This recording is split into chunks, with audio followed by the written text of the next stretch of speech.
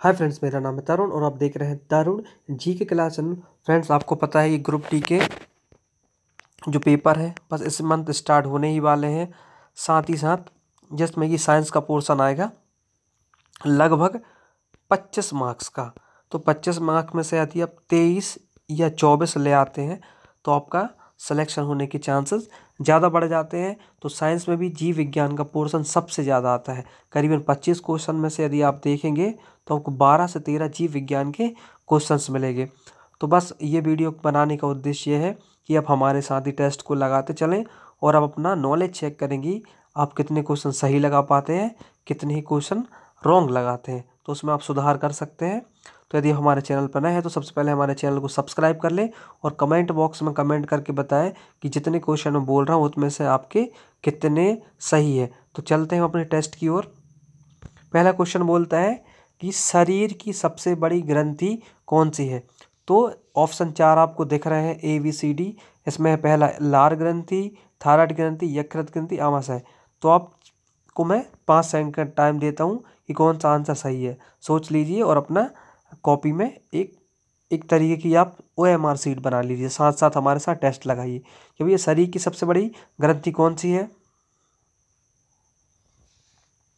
तो इसका आंसर है यकृत है, याद रखिएगा। शरीर की सबसे बड़ी ग्रंथि है यकृत।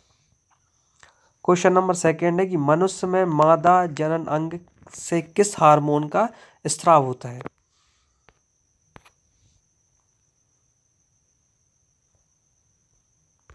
तो उसका आंसर सही है रिलैक्सिन। हम थर्ड क्वेश्चन की ओर बढ़ते हैं।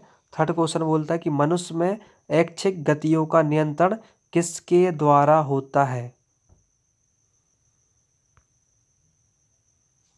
तो इसका आंसर सही है सेरिब्रम के द्वारा। शरीर का तापक्रम कहाँ नियंत्रित होता है। तो इसका आंसर सही है हाइपोथैलेमस। क्वेश्चन नंबर 5 है कि अमीबा में भोजन का संग्रहण किसके द्वारा होता है। इसका आंसर सही है कूटपाद। क्वेश्चन नंबर 6 है कि निम्न में से कौन सा एंजाइम लार में पाया जाता है। टाइलिन। टाइलिन में जो होता है वो लार में पाया जाने वाला हार्मोन है, एंजाइम है सॉरी। वह प्रक्रिया जिसके द्वारा मनुष्य श्वास ग्रहण करता है तथा छोड़ता है वह है।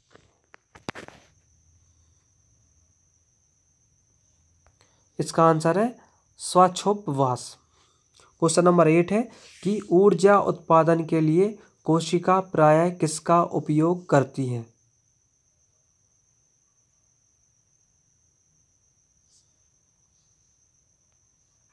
ग्लूकोज का उपयोग करती है। क्वेश्चन नंबर 9 है कि किस अभिक्रिया द्वारा पौधे में ऑक्सीजन बाहरी वातावरण से कोशिकाओं में पहुंचता है।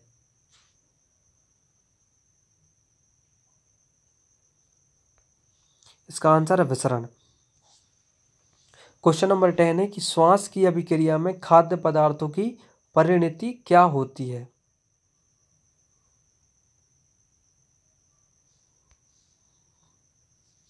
विघटन इसका राइट आंसर है।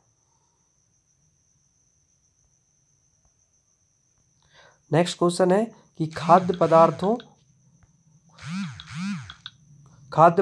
का पौधे में स्थानांतरण का मुख्य रूप कौन सा है।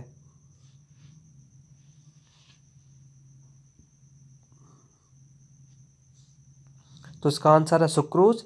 एक स्वस्थ मनुष्य का रक्तचाप होता है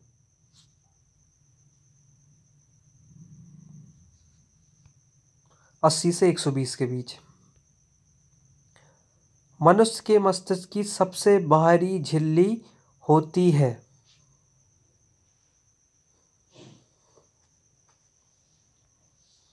ड्यूरामीटर। क्वेश्चन नंबर 14 है कि मनुष्य के सूंघने की क्षमता को नियंत्रित करता है। क्वेश्चन नंबर बी ऑप्शन है घ्राणेंद्रिय पाली। क्वेश्चन नंबर 15 है कि मनुष्य में बुद्धि एवं चतुराई का केंद्र है? सेरिब्रम। सेरिब्रम मनुष्य में बुद्धि और चतुराई का केंद्र है। क्वेश्चन नंबर 16 है कि रक्त में ग्लूकोज की मात्रा नियंत्रित रहता है।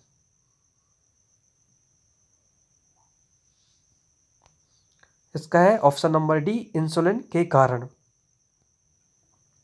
17 क्वेश्चन है कि ऑक्सीजन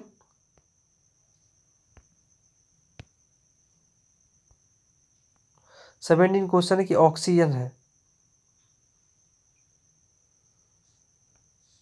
एंजाइम होता है ऑक्सीजन, याद रखिएगा। क्वेश्चन नंबर 18 है कि जैव प्रक्रम के अंतर्गत कौन आता है?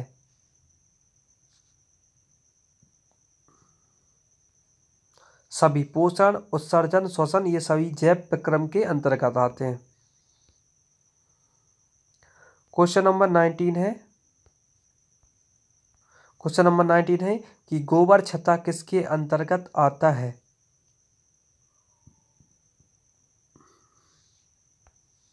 मृतजीवी के अंतर्गत आता है।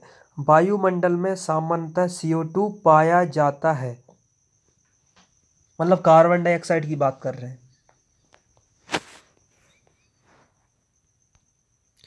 0.03%। क्वेश्चन नंबर 21 है कि छाया में पनपने वाले पौधे को क्या कहते हैं?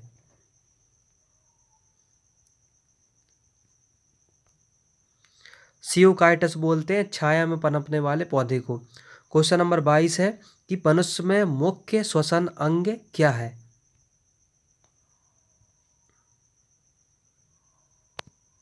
फेफड़ा मनुष्य में मुख्य श्वसन अंग है। क्वेश्चन नंबर 23 है कि निम्न में से कौन सी बीमारी श्वसन तंत्र से संबंधित है?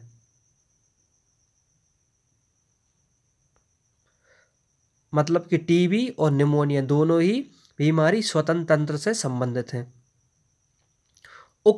उच्च रक्तचाप की अवस्था को क्या कहते हैं?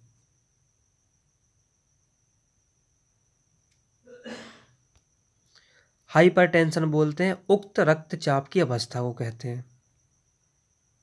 क्वेश्चन नंबर 25 है कि मछलियों में उत्सर्जी पदार्थ क्या है?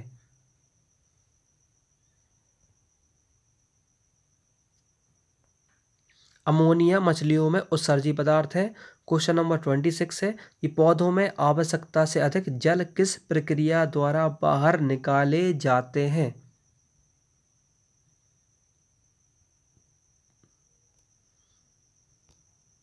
बाष्पोत्सर्जन के द्वारा ही पौधों में आवश्यकता से अधिक जल बाहर निकाला जाता है।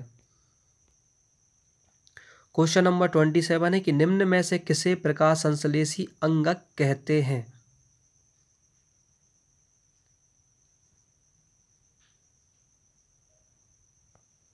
पत्ती को हम बोलते हैं प्रकाश संश्लेषी अंगक। क्वेश्चन नंबर 28 है कि पौधों में गैसों के आदान प्रदान के लिए रहते हैं।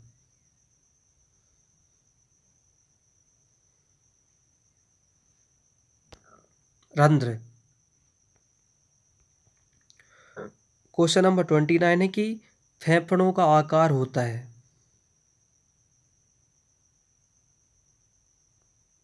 संघवाकार होता है फेफड़ों का आकार। और क्वेश्चन नंबर 13 है कि भोजन का पाचन किस प्रकार की अभिक्रिया है? तो उपचयन है भोजन का पाचन की अभिक्रिया। क्वेश्चन नंबर 31 है कि हार्मोन शब्द का नामकरण किसने किया था? बेलिस और स्टाइलिन ने किया था हार्मोन शब्द का नामकरण, याद रखिएगा, बेलिस और स्टाइलिन। पृथक्करण का नियम किसने दिया था?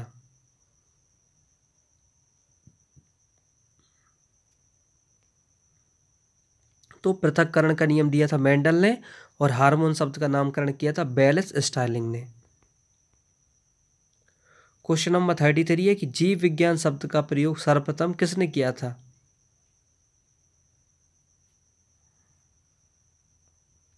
लेमार्क तथा ट्रेवेनियस ने। क्वेश्चन नंबर 34 है कि जीव विज्ञान के जनक के नाम से जाने जाते हैं। अरस्तु को हम जीव विज्ञान का जनक कहते हैं। क्वेश्चन नंबर 35 है कि वनस्पति विज्ञान के जनक के नाम से जाने जाते हैं।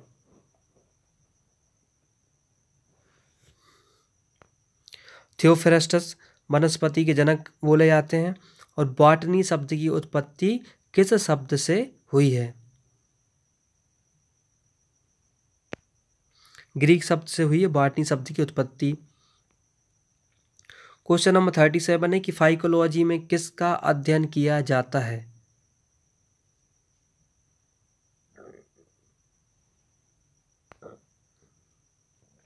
शैवाल का अध्ययन किया जाता है। इसको अपन ऐसे भी याद कर सकते हैं कि शैवाल को उखाड़ के हमने फेंक दिया, तो शैवाल का अध्ययन फाइकोलॉजी, फेंकना। पर्यावरण का अध्ययन जीव विज्ञान की किस शाखा के अंतर्गत किया जाता है? जिसका ऑप्शन है डी, पारिस्थिति। और क्वेश्चन नंबर 39 है कि डेंड्रोलॉजी का संबंध किससे है? तो झाड़ियों के अध्ययन से। डेंड्रोलॉजी को याद करने के लिए जैसे कि अपने बालों में जब डेंड्रफ हो जाता है तो बाल हमारे झड़ते हैं, तो उससे याद कर सकते हैं डेंड्रोलॉजी का संबंध है झाड़ियों के अध्ययन से। पुष्पों का अध्ययन कहलाता है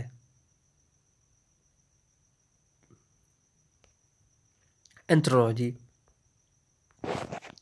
क्वेश्चन नंबर 41 है कि वनस्पति संवर्धन से संबंधित विज्ञान की शाखा को कहते हैं?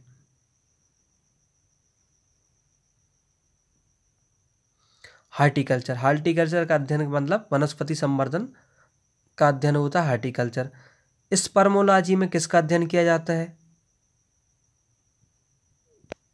बीज का अध्ययन किया जाता है।